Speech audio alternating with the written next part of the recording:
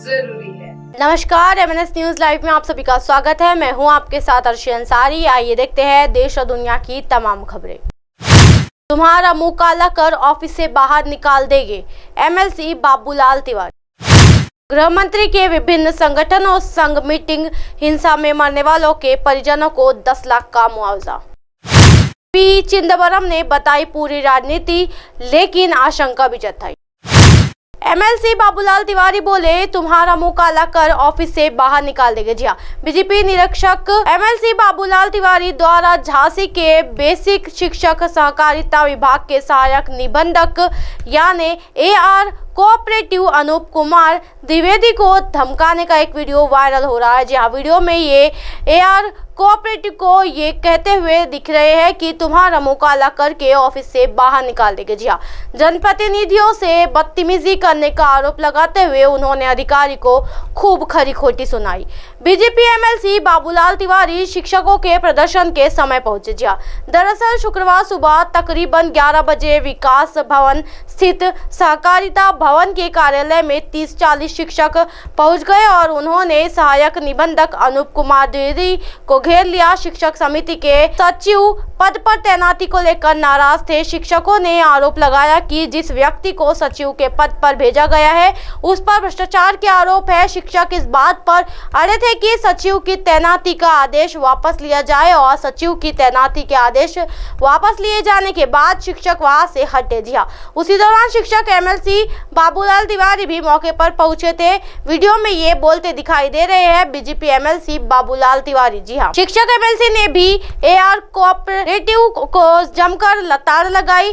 Video में ये AR cooperative Anoop Kumar Dwivedi पर जनप्रतिनिधियों से बदतमीजी का आरोप लगाते हुए भी दिख रहे हैं। उन्होंने कहा कि एक तो आरोप है आप पर, मैं जनप्रतिनिधि, मैंने 10 बार मांग किया, आपने गुमराह करने का काम किया, तुमने किया, वापस ले लिया। जी हाँ, तुमने गलत किया था ना, मैं जब कह रहा था तो तुम सही गलत बता रहे थे, मैंने ऐसा कर दिया, मैंने ऐसा कर दिया, मैं झांसी में यहाँ से स्टैंड लीडर से मुझे सब मालूम है, यही है तुम्हारा, यहाँ से मुंह काला करके निकाल दिया जाए। उसके बाद उन्होंने AR कोऑपरेटिव द्विवेदी पर CM योगी के PM मोदी को गाली देने का आरोप भी लगाया। जी हाँ, क्या है मामला? बीते महीने बेसिक शिक्षा परिषद कर्मचारी वेतन भोगी साइकरी समिति के चुनाव से पहले ही तत्कालीन सचिव उत्तम सिंह अनुपस्थित हो गए थे। नतीजतन चुनाव नहीं हो पाए। उत्तम सिंह को सस्पेंड भी कर दिया गया। उनकी जगह रोहित यादव को तैनाती दी गई,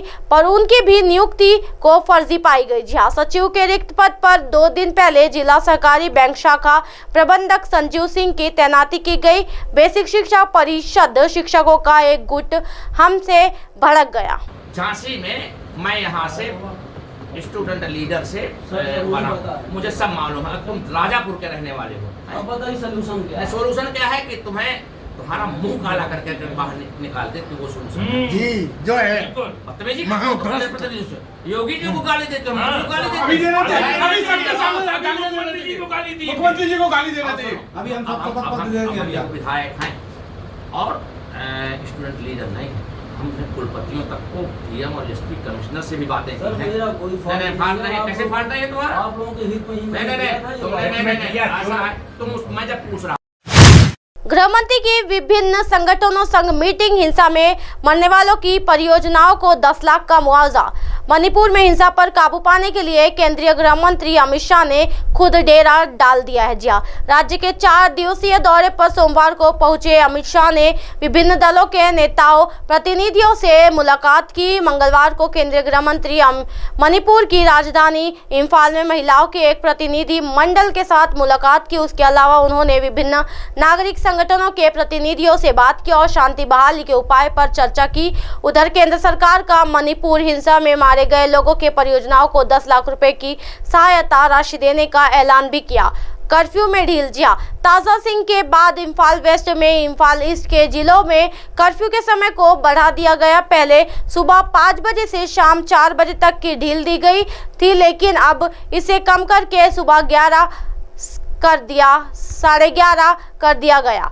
विष्णुपुर में कर्फ्यू सुबह 5 से दोपहर 2 बजे तक था, जिसे काम के दोपहर 12 बज कर दिया गया था। जी हाँ, कर्फ्यू में ढील के दौरान बाजारों में काफी भीड़ देखी गई और लोग जरूरत से चीजें खरीदते दिखे। जी हाँ, शांति के आसार, अमित शाह के प्रयासों का असर दिख रहा है। इम्फाल घाटी स्थित नागरिक समाज संगठन मणिपुर इंटीग्रिटी समन्वय समिति यानी COCOMI ने अमित शाह का स्वागत करते हुए कहा कि मणिपुर के लोग शांति और सामान्य स्थिति बहाल करने के लिए उनकी ओर देख रहे हैं। वहीं यूनाइटेड पीपल्स फ्रंट और कुकी नेशनल ऑर्गेनाइजेशन ने भी हालात में सुधार का भरोसा जताया है। रविवार को इम्फाल पूर्व और कोकचिंग जिले में 2 पुलिसकर्मियों और एक संदिग्ध आतंकवादी सहित 10 लोगों की मौत हो गई थी।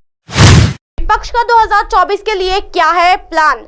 450 पी चिदंबरम ने बताई पूरी राजनीति, लेकिन आशंका भी जताई। जी, कांग्रेस के वरिष्ठ नेता और सांसद पी चिदंबरम ने सोमवार को कहा कि आगामी लोकसभा चुनाव में भाजपा के खिलाफ विपक्षी दलों को एकजुट होने में थोड़ा समय लगेगा। जी हाँ, 2024 के लोकसभा चुनाव के राजनीति के बारे में पूछे जाने पर कांग्रेस नेता ने कहा, मेरे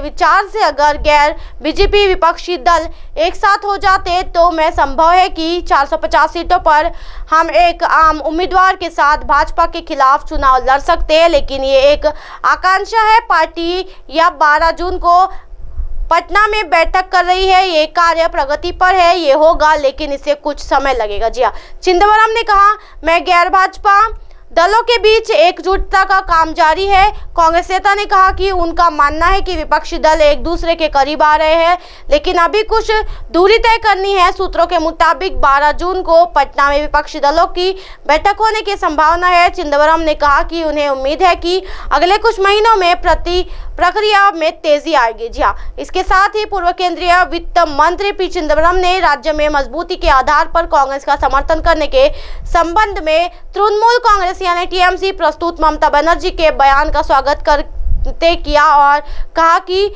उन्होंने बातचीत शुरू करनी चाहिए। बनर्जी ने कहा था कि 2024 के आम चुनाव के लिए कांग्रेस जहां मजबूत है उसका समर्थन किया जाएगा, बदले में कांग्रेस को भी क्षेत्रीय दलों का समर्थन करना होगा। जी हां, ये पूछे जाने पर कि हाल ही में संपन्न कर्नाटक चुनाव में भारतीय जनता पार्टी यानी भाजपा पर कांग्रेस की भारी जीत का क्या असर हो सकता है, चिदंबरम ने कहा कि 2024 के चुनाव को लेकर परिणामों की भविष्यवाणी करना बहुत जल्दबाजी होगी, लेकिन उनका मानना है कि इसका सकारात्मक प्रभाव पड़ेगा। जी, अगले साल होने वाले आम चुनाव से पहले मध्य प्रदेश, राजस्थान, छत्तीसगढ़, तेलंगाना और मिजोरम में होने वाले विधानसभा चुनाव का जिक्र करते हुए चिदंबरम ने कहा कि कांग्रेस को कर्नाटक में शुरू हुई जीत का सिलसिला जारी रखने के लिए सभी प्रयास करना चाहिए। उन्होंने कहा, इसका कर्नाटक में कांग्रेस की जीत निश्चित रूप से सकारात्मक प्रभाव पड़ेगा। जी हालांकि लोकसभा चुनाव से 1 साल पहले ये कहना जल्दबाजी होगा कि 2024 के आम चुनाव का नतीजा क्या होगा। कर्नाटक की जीत के बाद आम कांग्रेस कार्यकर्ताओं में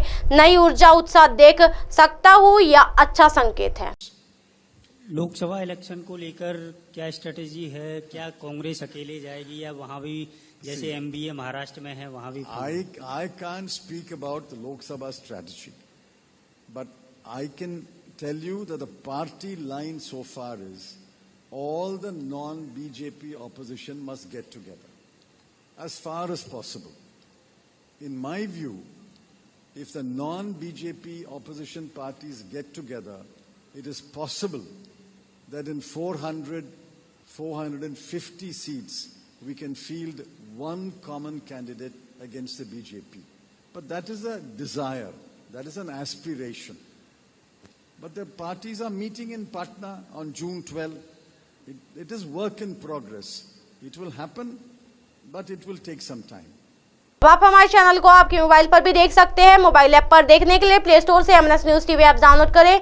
इंस्टा, लिंक, ट्विटर, हाईकुक, फेसबुक और कई सोशल मीडिया के प्लेटफॉर्म पर हमारा चैनल उपलब्ध है। आप इसे यूट्यूब पर भी देख सकते हो। आप हमारे चैनल को लाइव भी देख सकते हो www.mnsnews.com पर। फिलहाल वक्त होता है दर्शकों ब्रेक का। ब्रेक से लौटने के बाद देखेगा देश और दुनिया की तमाम खबरें। बने रहिए MNS न्यूज पर। नमस्कार।